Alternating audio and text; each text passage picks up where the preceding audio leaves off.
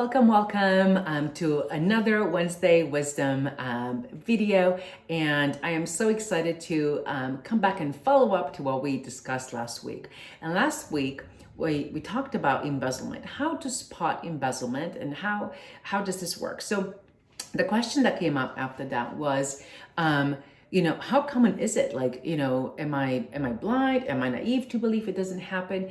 Now, I don't know how true it is. I know cases of embezzlement. I know some of our clients, some of our past clients that have dealt with it. I have seen it over and over again over the years. But Investopedia just put out on their site, it says how big of a problem is embezzlement.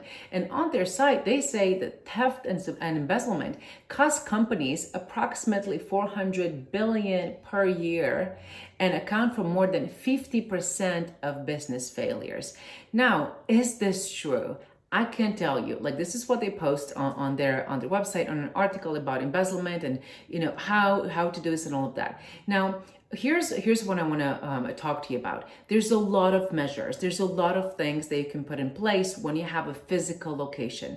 I think the challenge that's happening right now, where we hire remote people, we have more and more businesses that are remote. People are just like not in the office. They're not coming in. It's not like you put a camera and you can see what everybody's doing all the time. Or it used to be that you scan, whatever you have the fob or the key to enter a building, you scan the key, you get a fingerprint, whatever you have in place to check on a physical location.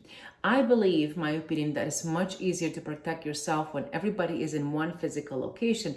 You get to see, you get to monitor who's out, who's in, who's coming out of your building when you used to deal with cash.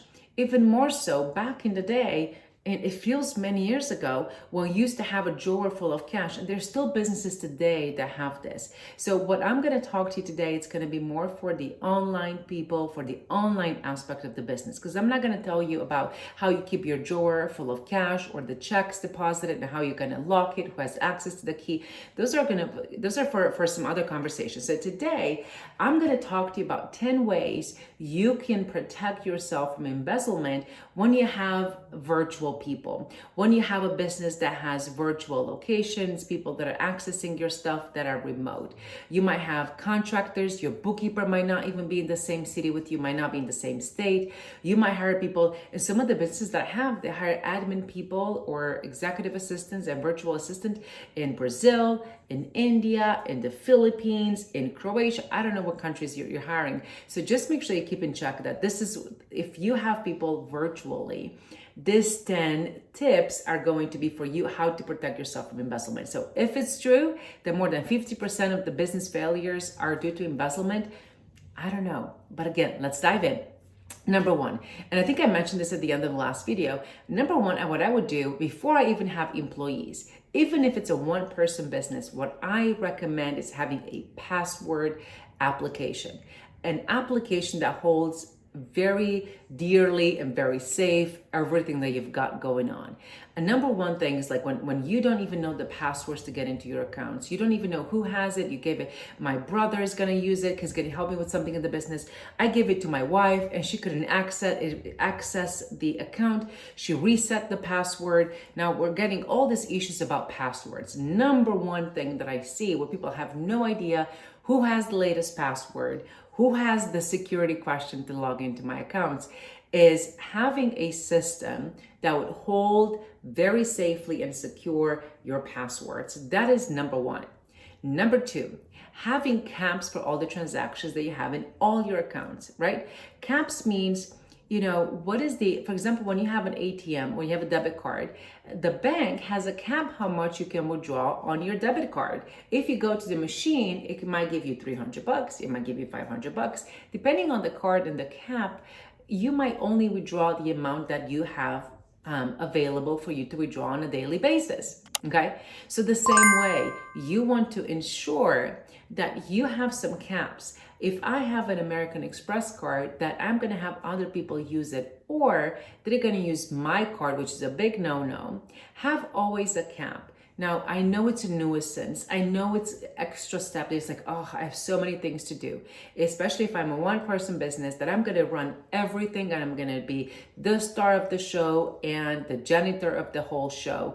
I'm going to do it all. And now you tell me to add more. What I'm telling you is you've got to get used to the idea of, I'm going to add this as a recurring basis. It's just a check. Once you put the cap in place, if it's you, you get a notification and say, hey, was it you that made that purchase? Do you approve this? And you just have to yes or no. So get over yourself on the idea that I have to add one more thing on my plate. Yes. Okay. You are the one that's responsible, unless you don't care about embezzlement, that if someone takes the cash, you wouldn't even know that they took the cash out, which is the saddest thing. Okay. So which leads me to the very next one. Have notifications in place. Any type of payment that is made over a specific amount, you get a notification. Verify if it's me. Verify if it's something outside the United States. You know your vendors, right? You know if I'm paying someone in Belgium, or am I going to pay someone in the, what if, a payment is generated from Mexico? Are you going to, approve it? Or do you even know when that happens? Okay. How about traveling, in the United States? You're here, but you have payments made in New York. You might be in California and you have someone in Florida or in Texas accessing your accounts and making payments. You wouldn't even know. So what I encourage you to do, because these last two that I mentioned, a cap and the transaction notification, you want to select a bank. You want to work with a bank that is actually very proactive and being digital. And when I say that is, some of the, I have people using some of the credit unions that just don't have the capability to do anything, to track anything, to give you notifications. Now if I like Bank of America, not my favorite of all banks. Do I like Wells Fargo? Not my favorite of all banks. All large banks suck at one point because they don't have the one-on-one. But you want to use a bank that has the controls, that has the possibility for you to add all this notifications. Can you notify me if I do this? Not just if I'm late on my payment. My payment is due for my credit card. Any bank can do that, but just have a little bit more controls on that. Okay. If that's not available, like I can give you a tip. If that is not available, if you have an accounting system can actually give you notifications. You can actually put watch on different accounts, say anything over a specific amount, send me a report, or anything over a specific amount, send a notification to me. So there's so many different ways you can accomplish this, but just make sure you have this in place. So number 2, putting caps on your accounts, either per employee, per day, per transaction, whatever fits your business. Okay. So if your staff is traveling, you can put a cap. Like, what if their flight is delayed? They have to get another flight. So in a flight is like $500, $600. You can put $100 cap. Okay. So be really aware of what kind of caps make sense for you and your business, and who is going to use your accounts or access to your credit card or debit cards, for that matter. That was number 2 and number 3. Number 4, and I think we touched base on this a little bit in our last video, reviewing your financials. Now, on your financials, you obviously want to take a look at your P&L, right? That's the first thing that you will look. So when you look at your P&L, what I encourage you to do, and I hope you have someone that you can trust. I hope you have a good accountant that can actually walk you through and show you how you look at the data, that can translate the data for you, okay? So when you look at a P&L, we always look at the comparative data. So I'm looking this month, I'm looking at next month, I'm looking for the quarter, I'm looking, hey, what is this, compared to last year? And all these views, it's almost like, you have, multiple facets, right? So if you just look at one view, the P&L for this month, it gives you how much you did this month, which is great. Now, if you do this month compared to last month, it gives you another view of how you're doing. Was it cyclical? How does it do your business compared to last month? Now, you add how you did last year at the same time. It gives you another layer like, hey, did anything unusual happen since last time? Should my financials change? And now when you go through that, I always say, spot an audit. It's easier to do it on a monthly basis than just doing it once a year, because you're not going to spot the differences. You're not going to spot where the money's going or leaking. So you've got to review that. So the first one is the P&L, and use comparative views. Last month, previous year at the same time.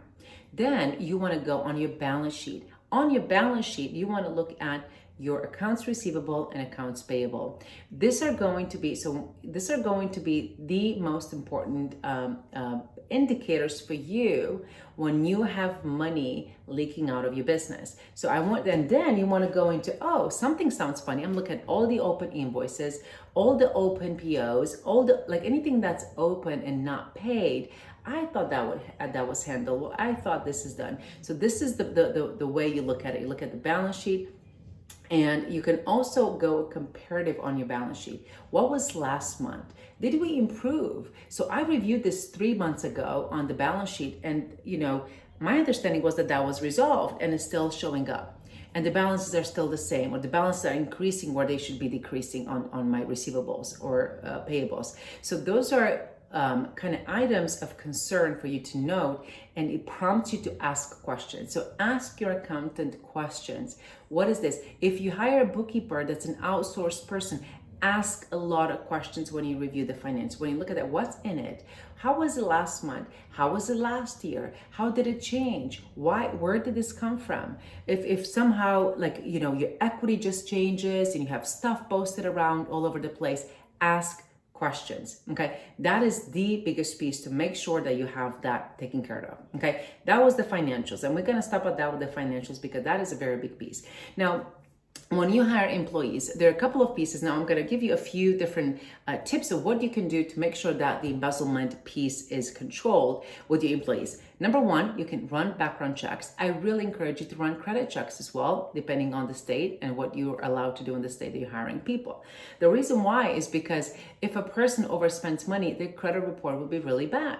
That person will be more enticed to steal money from your business. Okay. Number two, enforce vacations. If someone that has access to your financials, if they're out for 2 weeks, for 3 weeks, or even a week, and someone else has to go in and take a look at the stuff, it might prompt someone to say something is wrong, something is happening here, something doesn't match, and something seems off. So that's your trigger to make sure, enforce vacations, to make sure that you have some audit controls on that specific position.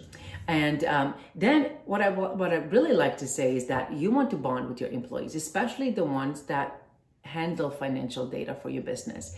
When I say bond, it does not mean you have to share your personal details with them. Now, I have a particular client who keeps buying, like I see a lot of Louis Vuitton on their financials, but we know they buy gifts. Okay, they buy gifts for their customers. Now, if they go and they buy Louis Vuitton gifts for their customers, any one of the people that, like, if you have a person buying a Louis Vuitton with the card that they have on file, would you know how many did you buy last month for the customers that you had? Did you buy 2 designer bags? Did you buy 3 designer bags? Okay, that's stealing cash from your business. You would not even know if they're stealing money from you. So make sure that you don't share the details, and you make sure that you keep some pieces apart from your employees, okay?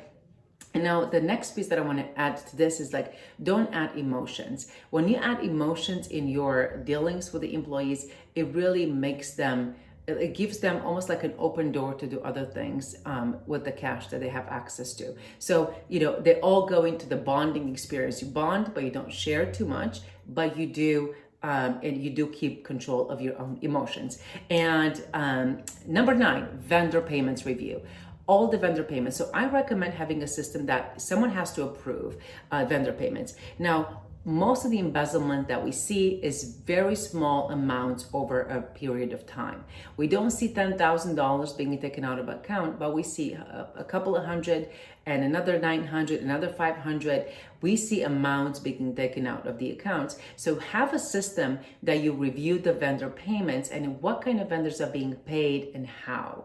Make sure that there's an approval system in place. And when you do that, you want to ensure that there's a statement from the vendor saying that those payments were paid, making sure that you have the assurance from an individual that is handling your payments. Okay, that is really, really, really important when you make payments, especially if you make payments by check, by ACH, by wire. Okay, and the last one that I want to talk to you about today is make sure that your insurance has a clause that it covers you for theft and embezzlement. And this would be, again, It's not necessarily ways to avoid it, but in case you have anything happening, it will protect you. You get some cash back. You get to protect, because here's the reality: unless they're taking a whole lot of money, it's going to be very hard to pursue that person to give you the cash back, to go to file the small court case, against them. It's going to be very difficult. And many people I see, they keep the people who embezzle money just to repay the loan, or it's not even a loan, the money that they took out to repay the theft. So don't put yourself in that position. Make sure you have insurance, that if something like this happens, you file it with a claim with your insurance, and you can get the money back that way. Okay, so I hope this is helpful. Please leave me a comment below with what you found the most, the one that you had no idea it exists, or the one that you want to implement right away. And if you've been a victim of embezzlement, I would love to know what you did and what would you recommend to everybody else who could be exposed to embezzlement from their employees or contractors. Until next time, have a great day, have a great week, have a great summer that's coming. Bye all.